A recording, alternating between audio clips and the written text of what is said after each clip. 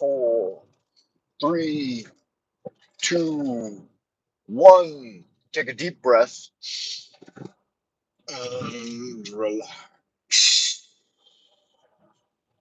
Welcome to the Live Drive Jive Archive with your host, Frank Monday, coming at you Monday through Friday on the Morning Grind edition, broadcasting from the central kingdom of the celestial dragon, Twilight Zone, Old Peking. Would you like to guys like to see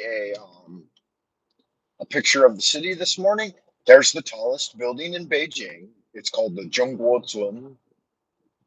The next taller one, the one to the left, is 333 meters. It's the World Trade Tower number three.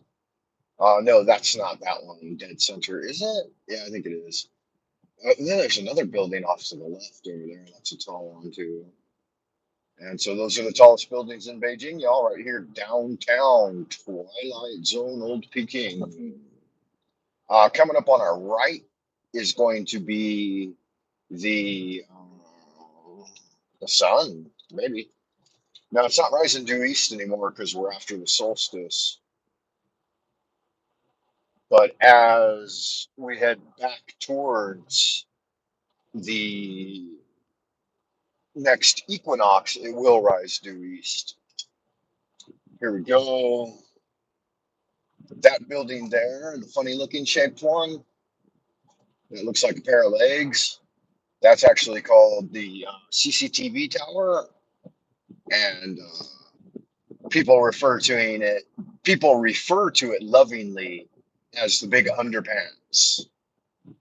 Now we've got some road work here on the left. Yeah, the big underpants.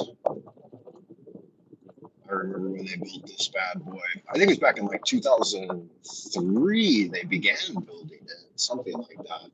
But they didn't finish it until 2009 or 2011 when it finally opened for business. And there you have it. That is downtown Beijing, guys. All right, guys, welcome to the show.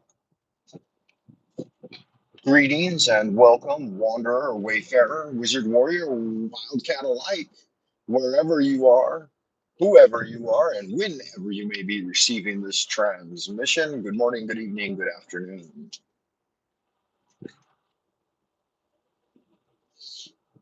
It is approximately day 51 or 52 of the 100-day magical challenge, about halfway through the hypnoapotheosis round of challenges, which includes learning the basics of hypnosis and then maybe doing some form of hypnosis each day, or study at least of hypnosis, and learning about the ways that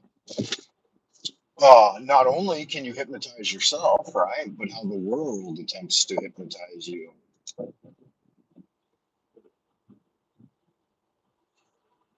I've been looking forward to getting back in there and re-editing, finishing off the final edits on the interviews I did with Thomas at the start of the 100-day challenge, which I think was a good way to launch the 100-day challenge.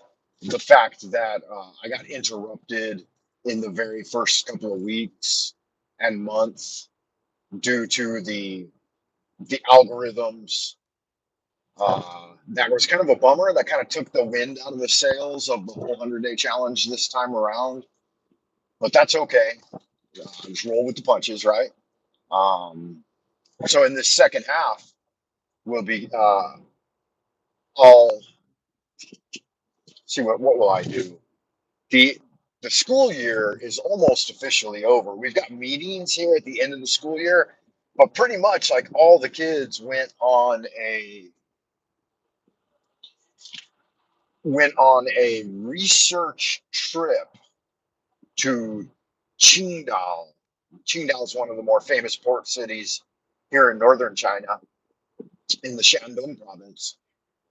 They went there to do look at museums and that kind of thing, look at the coast. So it's a coastal town, so they're getting a few beach days in right here at the end of the year, which is pretty cool. Because I still have one class. There were like 4 kids that chose not to go on the trip. Well, more than that, but 4 kids that not only chose not to go on the trip, but decided to stay at school and continue the last week of classes. So we have to provide them classes, even though the school is kind of a ghost town right now, which is pretty cool. I don't have the opportunity very much to experience the academy so empty of people. It's kind of fun. You can commiserate a little more with whatever teachers are left behind, and uh, have teacher meetings and that kind of thing. So it's kind of fun. Uh, oh yeah, morning traffic. These guys are out. You know how they like to just play games, especially the on ramps and off ramps. They are very hesitant, like a debutante, first time at the evening ball, a new dress, uh, lots of anxiety. You know, how do I get on the road? That kind of thing. Am I dancing correctly? Dancing in the show tonight. Because showtime now is getting nearer and I'm getting scared. Wish I could see in the mirror. Am I all prepared? First you take a step, then you point your toe. Hope I know it like I did a week ago. Am I standing straight? I can hardly wait to be dancing in the show tonight. I got no love for people in electric cars, man. Electric cars seem to be causing more trouble than any other vehicle on the road. They have an entirely different drivetrain. Like they can speed up really fast, but then they slow down like a turd caught halfway out the like a dangler, just because they're pulling that power into their generators. Maybe they could turn off that function. I don't know, but it'll be a while before electric cars. I don't know. Maybe everything will be replaced overnight, and everyone will be driving around in electric cars controlled by the state. I guess that's the way they all want it to go, huh? But they're already finding out that. Yeah, no, I'm not. I ain't gonna touch it. My horse ain't in that race. I ain't gonna touch it. But yeah, it seems. Wow, there's a dead animal on the road. Roadkill. It's no kind of fun. Why would you run out into the middle of the road in the and with all these cars? Wonder what animals think when they see all these cars driving by first thing in the morning. They're kind of hanging out in the woods on the side, like, yeah, I bet I could run across that road like a turtle playing Frogger. I guess a frog plays Frogger. Huh? Looks like we might have a visitor or two out in Happy Land. Good morning, good evening. All that happy horse shit. I hope you are doing well today. Did you learn any basic hypnotic inductions in the first half of the hypnoapotheosis challenge? The idea was to master some simple hypnotic techniques. That way, you could start uh, installing some useful autosuggestion into your other than conscious mind. And I felt like I rewatched some of the old material and listened to some of the knowledge lectures and stuff, and it was a little bit dogmatic or jargon filled for your average individual, which is okay for me because I'm using it again as an archive to review. But for the layman who doesn't have any knowledge of hypnosis, it would not be a very good primer. But with that said, I did suggest recently a video by Mind Unveiled that I think was entitled, it's on my community tab here on the channel.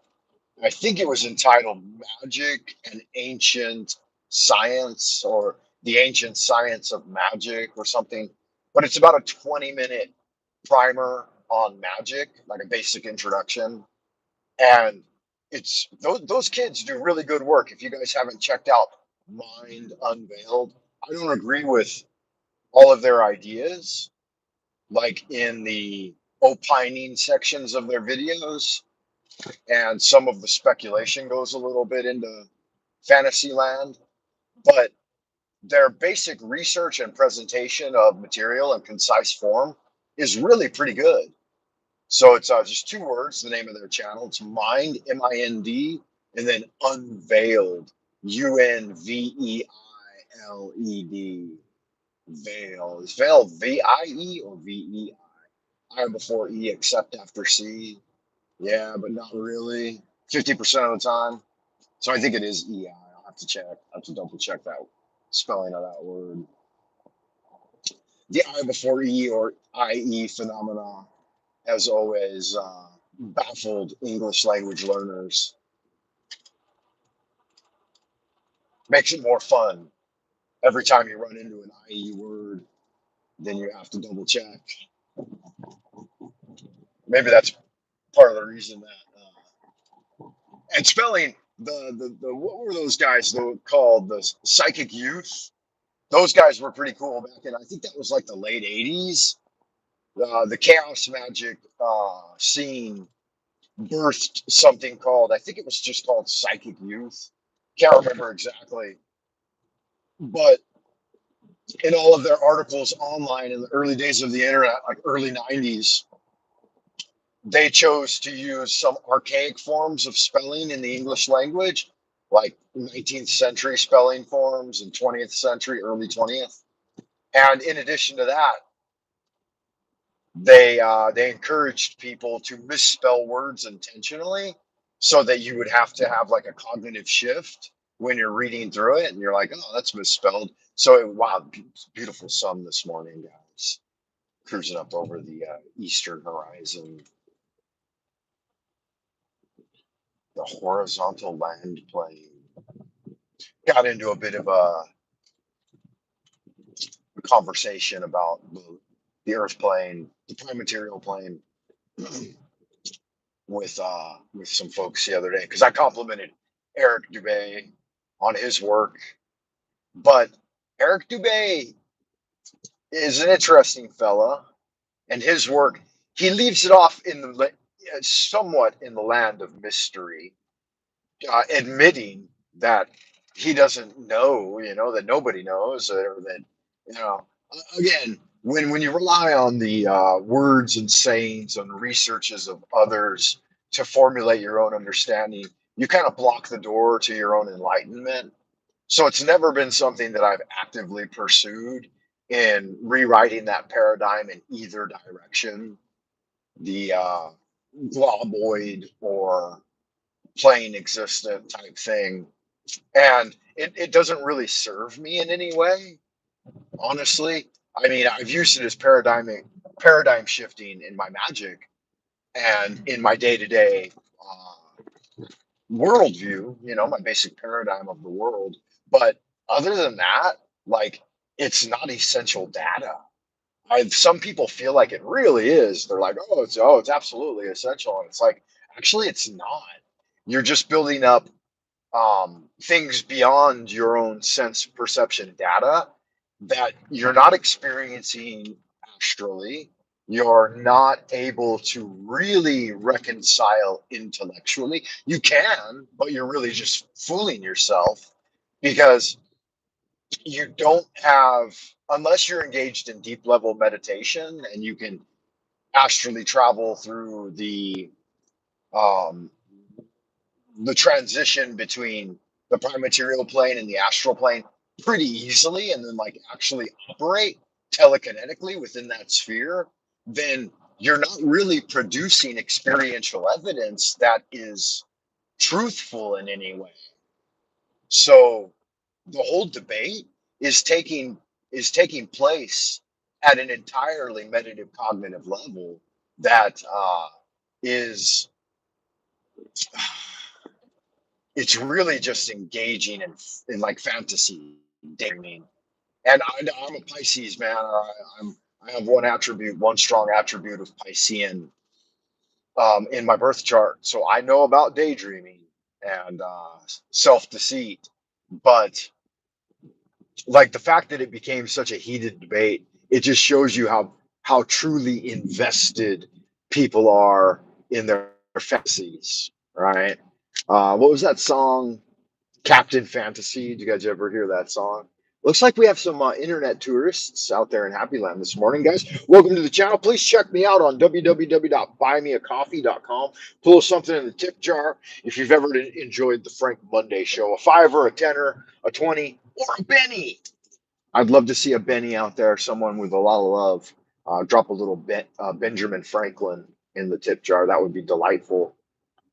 Um, Other things that are fun on the channel. Check out the About section of the channel so that you can click the link and get into the Lunar Light Entertainment Discord. I know some people use. Hey, do you guys know the Y-Files has a Discord? I know you guys like AJ and Fish over at the Y-Files. They do good work, but he does live streams after the fact. Like he'll air the show and then he'll do it after the fact live stream. That like the last one was 4 hours long, and it was awesome. Like I listened to it kind of in podcast form. I really couldn't pay attention to the screen because I used it on the drive to and from work, and then I kind of checked up with it, kept up with the uh, throughout the day, but ended up going, this dude just can't figure it out. It's like, bro, what's up? Why can't you figure it out? Are you going to go that way? Are you going to go this way? Are you a complete fucking idiot? Do you think you're the only person on the road right now? Anyway, um, I shouldn't be frustrated with poor drive, but it's why I get up increasingly early. You know, here I am trying to get out before the crack of dawn so that I can avoid most of these goofballs, and they don't care, man. They're gonna sneak out here just as early as me and kind of hang around. I think some of them are maybe leftovers from the night before, kind of hanging around on the road with maybe one too many cocktails, fuzzy eyes or something like that. That's a possibility. That's a real possibility. So AJ over at the Y Files with Hecklefish. So it's Hecklefish is the leader of the show, right? Just kidding. And then AJ's his assistant. He called Hecklefish his assistant the other day. Anyway, um, yeah, do I? Hey, Suzanne's out there in Happy Land. Good to see you. Luckily, I'm at a red light, so I can say hello. Give me the meows out in Happy Land. I'm gonna put the lead in the pencil. Good to see you. Yeah, so I was talking about the Y Files. Did you know the Y Files does like a 4 hour long live stream after he airs the show? So like he'll air the normal regular show is typically like anywhere from 30 minutes to an hour long, and then he'll talk about the material in more depth in live stream form, like podcast form, which is really cool. I didn't know about that. So anyway, I checked that out and I found that, and I don't know if it's something new or not, but I enjoyed it, man. Because I'm a long form content kind of guy. I'll occasionally get pulled into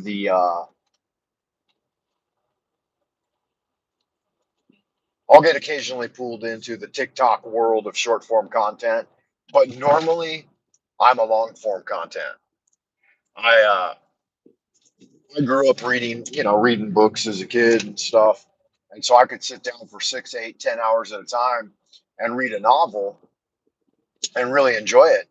And the only thing you worry about when you're reading a good novel and good writing is that you're running out of book half the time. And the other thing is that you're running out of time half the time, right? So you could read. I can really imagine that the higher level forms of cognitive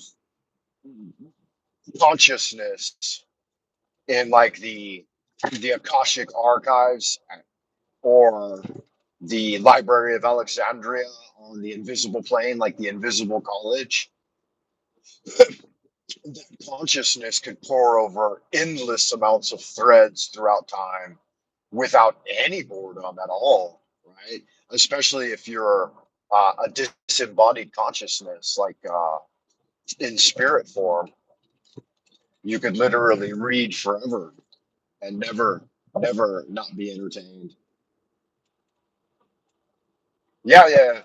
You may again though, Sandra. I saw that comment out there. I can't really look at the look at the chat, as it were. But it's good to see that there are people out there having fun in the ideas room. Um, Never say never, right? You may read again, and like I said, in spirit form, when your soul goes into the beyond, back to the timeless homeland, onward and upward. That does that tends to occur. Let's see what we got here. I don't read anymore. I used to read one day. Yo yo yo. Yeah, so I like long form content better than short form content. I feel like you don't derive anything from short form content. Maybe if you're focused and like you sat down and you had something you had to research, then you could go through some of that, 30-second to a minute long short form content and pick up some ideas. But if you just get pulled into the TikToking, Instagram style of thread viewing, it amounts to like nothing, to zero memory retention of any of it. Uh, I think you derive zero benefit from it. People feel like, oh, they saw a lot of really good 30 seconds of pleasure, 30 seconds of pain, right? 30 seconds of madness driving me insane. The 30-second uh, roulette of TikTok is kind of, it's truly inane. I feel like there's zero memory retention left over after even like, I don't know, maybe if you just go about it in a more controlled manner, it might work.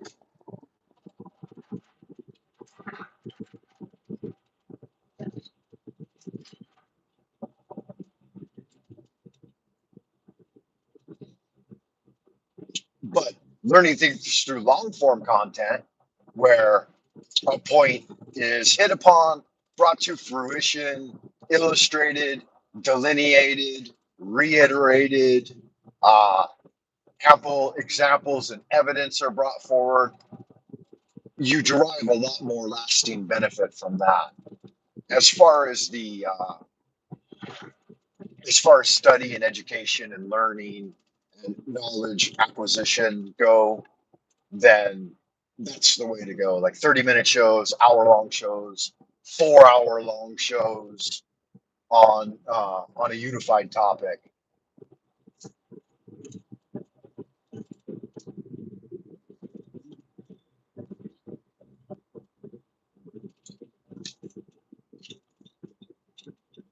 That's the type of content I like. I like storytelling. Narrations are fun to listen to. I recommended V22, a channel. I forget exactly how to pronounce that name because it's a foreign name. Vildis. I can't remember, so I won't butcher it. But I was listening to a couple of his shows yesterday on my drive home. I had like an hour-long drive. Um, Traffic was kind of boring. And so I listened to a couple of shows by him. One was called the Gambler's Deception, I think. And I find that when you get into a story that has a good inception point, like narrative form, and it's ordered in chronological order and kind of a clear narrative with some interesting topic. We're hitting the dead zone here on the drive. This is typically we got the Christopher Walken hair going on this morning. I'll need to get in there and do a hairdo before I go into work. I found that I leave my uniform at work or my work clothes. I organize some work clothes at the dorm. That way I can just wear shorts and a t-shirt on my drive, and then I can leave a little earlier and then get myself together once I get to the office, and put on my slacks and collar shirt, maybe shave and brush the hair.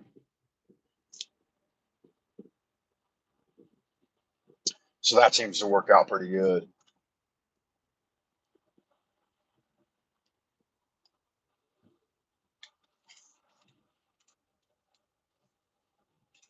Yeah, this will be the last week of school until the end of August. So Are we out of the dead zone? Have we reconnected? Give me a yo if we've reconnected out of the dead zone. We hit the little dead zone there. Even though I was driving super slow, it still cut. I've noticed that sometimes if I take that corner back there really, really slow, like the connection, it'll stay connected.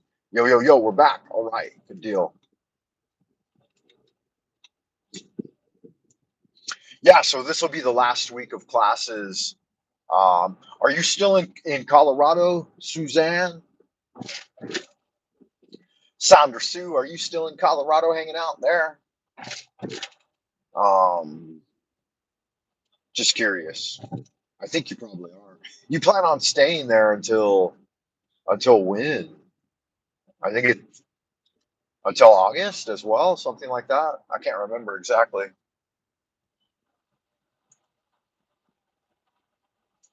I can't remember exactly what you said, but I do have a vague recollection.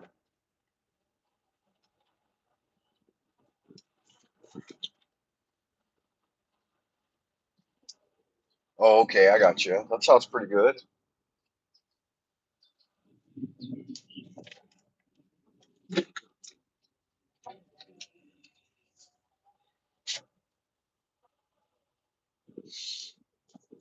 Yeah, I've thought about a few clever ideas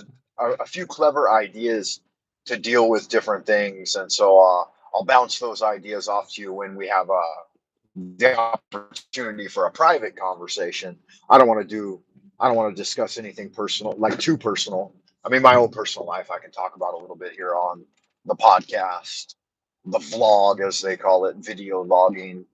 But I really don't want to discuss anything on YouTube that is relevant to us, like personal family life and stuff like that. I prefer we do that privately. Uh, yeah, so we'll do that when I come to pay a visit. Um, don't know exactly what day I'm going to be there yet. Still looking at tickets. Sandy said she will. My wife's name is Sandy, by the way, for the internet tourists out there that are just wandering through and watching the video. Um, Sandy said she will look at the tickets today, and then this evening we'll talk about exactly which dates I'll fly. And it's going to be me and Dre. She keeps trying to prevent me from taking Dresden with me. She's like, "Do you really want to take Dre? Why don't you go by yourself?" I'm like, "Fuck that. I don't want to travel alone. Why should I have to endure the hardships of flying on airplanes in the new world order when my son is, he's gung ho for it. He wants the experience. He wants to see the States and cruise around with me. I'd rather have my little Batman and Robin, my little sidekick with me. Um, my daughter was really brokenhearted that I didn't want to take her, that she wasn't my first choice. And I told her, I said, "You fucking complain all the time. Everywhere I take you, you're complaining. You want the best of everything. You want to stay in the nicest hotels and eat at the finest restaurants. And to some extent, not too bad. She's my beloved daughter. I love her. She's my princess. But traveling with a little girl is far more cumbersome than traveling with a little boy.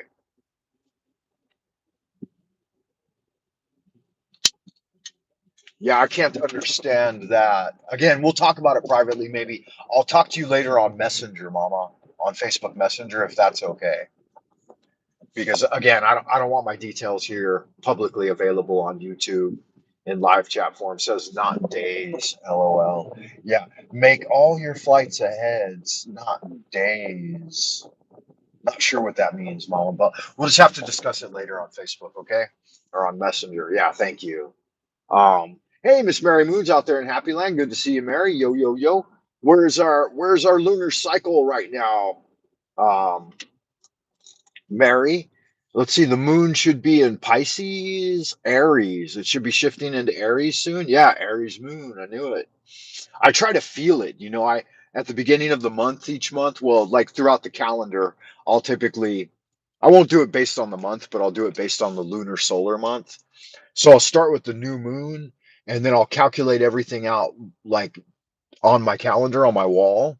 And now I've got three calendars. I got one in my office, one in my dorm, one at home. and I'll put all the symbols on there, like which day and at what time the moon shifts through its lunisolar orbit. I guess we probably shouldn't even call it an orbit. We should call it a course or cycle. So it's lunisolar course. Yeah.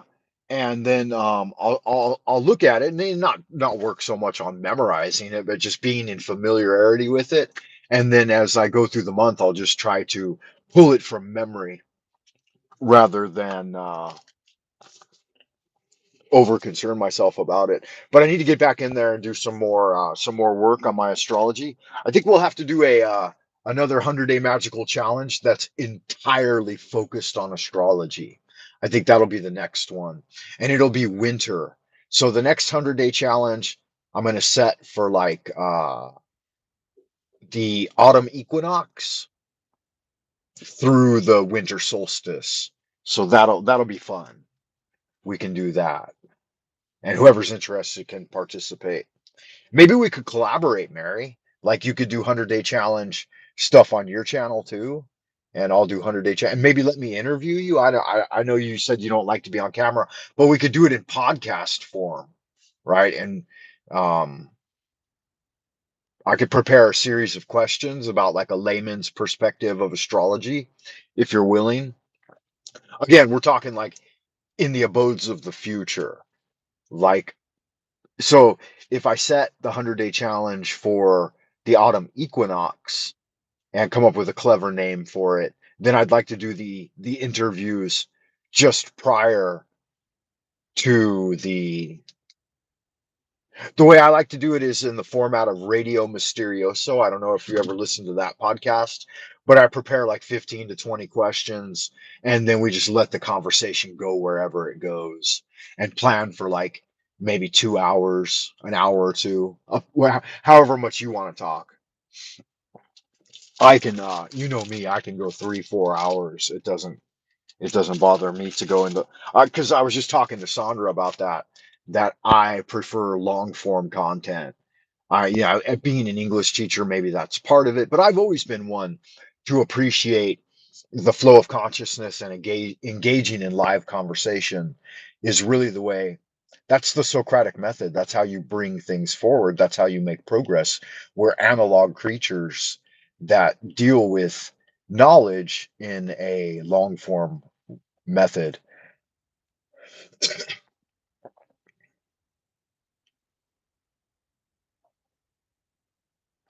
So yeah, that's interesting about Owen. I'm sorry to, well, I'm glad that he's going to get help again, that he's seeking out help because alcohol can really kill you, man. Especially if if you overdo it and you have a strong addiction to it, but it'll rot out the guts. And I talked to a merchant marine that said he had watched so many men who worked for years in the merchant marines, and then as soon as they retire, they're dead within a year or two because they hit the bottle, and that whiskey or strong drink will put an end to you if you let it, if it takes control of you. And even beer, I mean, it's just poison, essentially. Alcohol is a strong form of poison. In in moderate amounts, occasionally, it can have some therapeutic benefits, but in in copious amounts routinely, it's nothing but destructive. So I think that's probably part of the reason why I aligned with my wife, Sandy, because from like she knew I like to drink a little bit, but from day one, she made it when we got married, from day one, she made it her fucking mission that she would break me of any like love of alcohol. Like anytime I'd crack a fucking beer, like because nobody in her family drinks. And so she made it her personal mission to make sure she's like, you're my husband. And so you're not going to be you're not going to be a drunk. You're not going to be an alcoholic.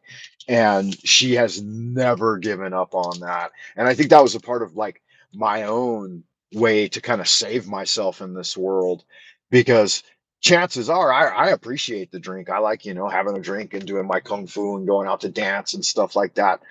But it has a long-term negative effect on the body, even more so than tobacco. Tobacco is far less damaging. I mean, they're all damaging, don't fucking shit yourself. But she broke me of that habit. And so rather than having even like a weekend drink or whatever, within the first few years, I wouldn't even bother with it because it's just too much blowback from her. And then by the 10th year of our marriage, I had completely quit drinking. And now we're 22 years married, and in the last decade, I haven't had more than one or two drinks a year for the last 10 years. And up until recently, I didn't drink at all. I went like a solid 10 years with not even a drop of alcohol. Yeah. But I probably wouldn't have done it on my own. I mean, I enjoyed it. It gives you a paradigm shift. It's a bit enjoyable. Um, and getting on a good drunk is a lot of fun when you do it, but then the next day, yeah. And you should always only, use the highest quality alcohol, but you should never become reliant upon it, I don't think. I don't know. To each his own. But I was just using that to illustrate the fact that married men live longer. It just adds to your longevity. And part of that is because your wife nags you to death about any kind of bad habit you got. Because a man's wife doesn't want him to fail in the world, and those bad habits typically make you less of a productive individual. They make you fail. They waste money she could be spending on pretty clothes and makeup for herself. Yeah, they stink. They fall over and barf. Yeah, it wastes a lot of money. Money that you could invest in better things, nice clothes for your kids, books for them, and stuff like that. Stationery supplies, education, whatever. I mean, whatever you want to put it into, it's better than putting it into the bottle.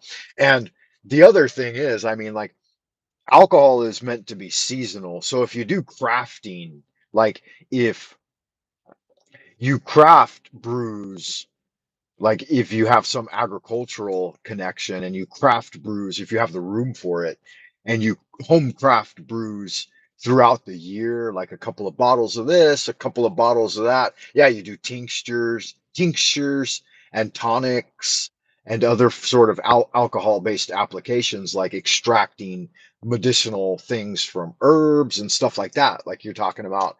And then even making medicinal brews, like wine-based brews, then they're seasonal. You only use a small amount in a certain season. And so, say the harvest season comes around, you open a few bottles of wine or mead or something, and then you can enjoy the spirits of the seasonal transition of those vapors. And then it won't become a habitual, run into the fucking market for a six pack every day or something like that. That type of alcohol consumption is not great. But everything in our life should be more nature connected like that too, like the resourcing of tobaccos locally and then purchasing those in bulk form and maybe putting a little in a pipe and having a couple of puffs throughout the day or something. And so if things were a little closer to the agrarian cycle of human life, then we would be a lot better off. But this heavy reliance on highly industrialized, mechanized production of these things, it's not meant for our benefit. It's okay. You got to go, Susan. Good to see you. Thank you, Mama. Have a lovely day. And Mary too. I've arrived at work, man. I got to roll. I love y'all, good looking, sexy people. Stay well out in Happy Land. But we will meet again in the abodes of the future. I do hope so. I hope you are doing well. I'll finish off with a little prayer. Holy art thou, Lord of the universe, the vast and the mighty one, creator of heaven and earth, maker of all things visible and invisible, master of both the light and the darkness, he who was, is, and always shall be. We adore thee and we invoke thee. Send a divine spiritual agent to protect and guide us through the innumerable snares of the earthly sphere, and a beneficent, cleansing wind to disperse all negativity and endless human opinion.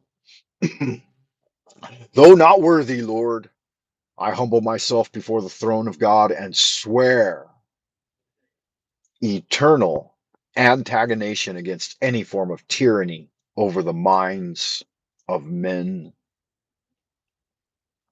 over the mind of man and humankind, which is inclusive of woman, man and woman. We abide by natural law, Lord, and we realize that the sun and the moon are the dictates of the masculine and the feminine, and there is nothing else within this prime material plane. When you get outside of that, things do shift and change, and we look for the light of the astral to guide us into the beyond so that we may know the direct connection of spirit to matter. Thank you for that, Lord. In the name of the Father, the Son, and the Holy Spirit, in the name of the Father God, Dagon, that's the mother, sorry, that's the mother Hydra. The Father God, Dagon, which is the W, right? And the mother Hydra, and the unification, which brings forth the spiritual child. All God's children said, Amun Ra. So it is commanded and confirmed. So mote it be.